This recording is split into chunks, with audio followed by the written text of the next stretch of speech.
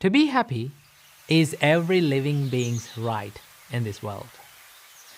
Everything that we do, everything that we say, why we are doing them, we do that to be happy. Just ask from yourself, why am I doing what am I doing? You can answer to yourself. You will find that the reason why I do everything in life to make myself happy. If I ask from you, why do you wake up early in the morning and just prepare some food and go out to work? To make yourself happy and to make others happy, isn't it? Yes. You gain happiness by making others happy as well. That you have to remember, right? So there are two types of happinesses in this world. The first type of happiness is called the material happiness, right? And also the other type of happiness is called the spiritual happiness. To call it a good life, to call it a perfect life, one must achieve these two types of happinesses in his life. One must experience both of these happinesses in their life, right? So from this video, I would like to share a wonderful teaching from the Buddha that explains about what are the types of happinesses that a person who is living in a household life, a family life, must achieve. Now, according to Buddhism, there are two types of lives. The first type of life is called the household life. That means the people who are living in a family life, right? Maintaining a family, living in a house, engaging in material pleasures and all the stuff, right? A household life. That means you, right? And also, there is this other type of life. It is called the monk's life, right? Which we can call them the homelessness life. That means we leave our houses, we leave our families and become monks, right? So that we no longer own a house. We no longer own a family. We no longer maintain a family, right? So the ones who renunciate the household life, the ones who leave the household life, they seek a higher kind of happiness, right? That doesn't mean that they don't seek any kind of happiness. We as monks, why we become monks is to seek the spiritual happiness. Now, when you become a monk, it doesn't mean you totally deny seeking the material happiness, right? But for a monk, there must be a limit for seeking the material happiness, because as living beings, we can't totally deny seeking material pleasure. As living beings, we must consume some sort of material pleasures in this world. But that seeking, that consumption of material pleasure must not disturb the peace and the spiritual happiness that a monk is seeking, right? So for monks, there are limitations for material happiness, okay? But it is less of the material happiness and more of the spiritual happiness. So in this teaching of the Buddha focuses on household life, a household, a person who is living a family life. To call that life a perfect life, a good life, the Buddha says that there are 4 types of happinesses that a householder must achieve in their life, right? The first type of happiness, the Buddha called it Ati Sukha. What is it? Ati Sukha. Ati Sukha can be translated into English as the happiness of ownership. Now, what do you mean by the happiness of ownership? Buddha explains the happiness of ownership as one must work hard, put his time and energy and strive and earn money righteously in the correct way, right? He must earn money, he must earn wealth in the righteous way. Now, what do you mean by in the righteous way?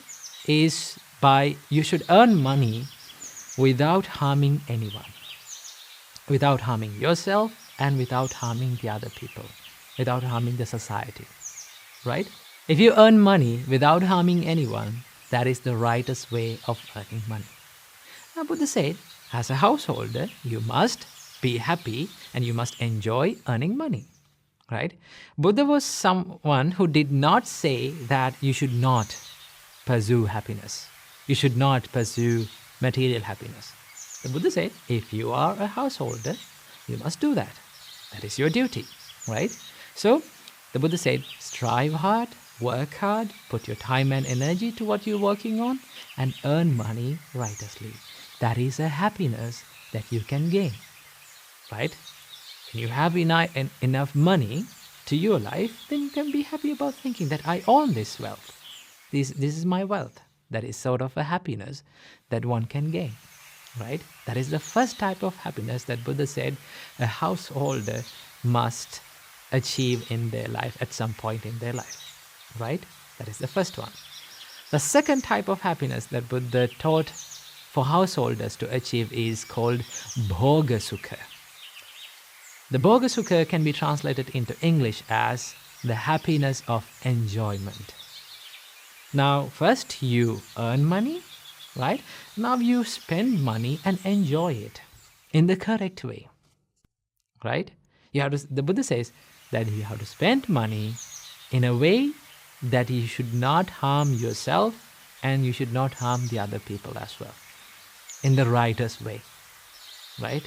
So that when you spend money doing good things like helping people, helping your parents, with your money, with the money that you righteously earned, and when you spend that money on the people who you love, right, to make them happy, it gives you a happiness, right? It is a great happiness that one can achieve. That you have to achieve in your life. Okay, so the second type of happiness that Buddha taught to achieve is called the bhoga sukha, the happiness of enjoyment. The third type of happiness that Buddha taught us to enjoy in the life is called the happiness of freedom from debt. That we called anana sukha. Anana sukha is the happiness of freedom from debt. Now, when you are free from debt, let's say you don't have any loans or any debt to pay, right? You're financially free. Then how much freedom that one can feel, right?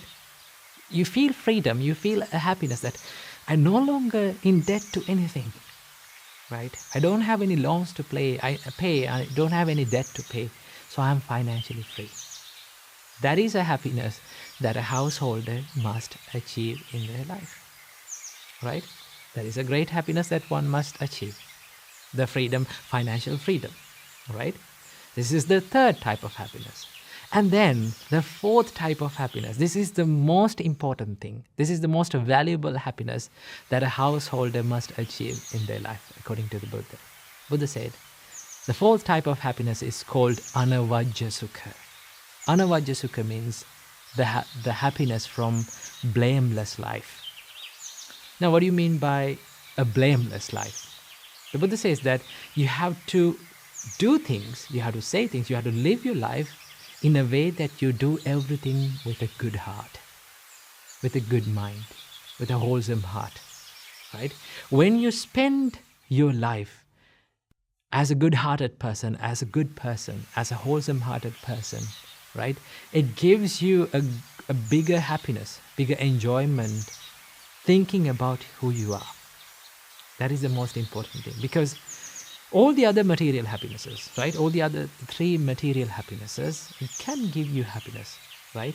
I don't say that it cannot give you happiness, but if you did not have this happiness, anavajja sukha, if your heart is complaining who you are, what you do, right? If your heart is regretting about who you are, then the other things doesn't matter, right? What matters the most is how you live in this life, right?